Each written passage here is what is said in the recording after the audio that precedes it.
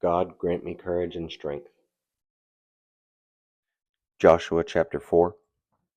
And it came to pass, when all the people had completely crossed over the Jordan, that the Lord spoke to Joshua, saying, Take for yourselves 12 men from the people, one man from every tribe, and command them, saying, Take for yourselves 12 stones from here, out of the midst of the Jordan, from the place where the priest's feet stood firm.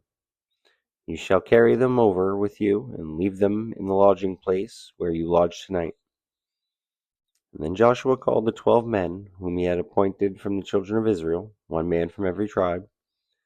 Joshua said to them, Cross over before the ark of the Lord your God into the midst of the Jordan, and each one of you take up a stone on his shoulder, according to the number of the tribes of the children of Israel, that this may be a sign among you, when your children ask in time to come, saying, What do these stones mean to you?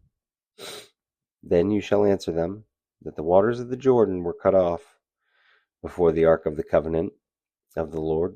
When it crossed over the Jordan, the waters of the Jordan were cut off.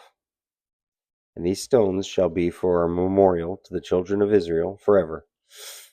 And the children of Israel did so, just as Joshua commanded, and took up 12 stones from the midst of the Jordan, as the Lord had spoken to Joshua, according to the number of the tribes of the children of Israel, and carried them over with them to the place where they lodged, and laid them down there.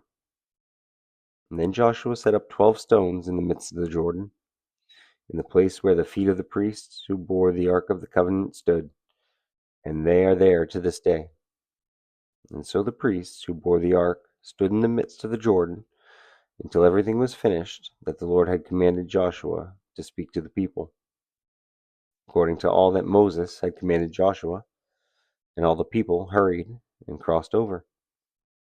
Then it came to pass, when all the people had completely crossed over, that the ark of the Lord and the priests crossed over in the presence of the people. And the men of Reuben, the men of Gad, and half the tribe of Manasseh crossed over, armed before the children of Israel, as Moses had spoken to them. About 40,000 prepared for war crossed over before the Lord for battle, the plains of Jericho. And on that day the Lord exalted Joshua in the sight of all Israel, and they feared him, as they had feared Moses all the days of his life. And then the Lord spoke to Joshua, saying, Command the priests who bear the ark of the testimony to come up from the Jordan.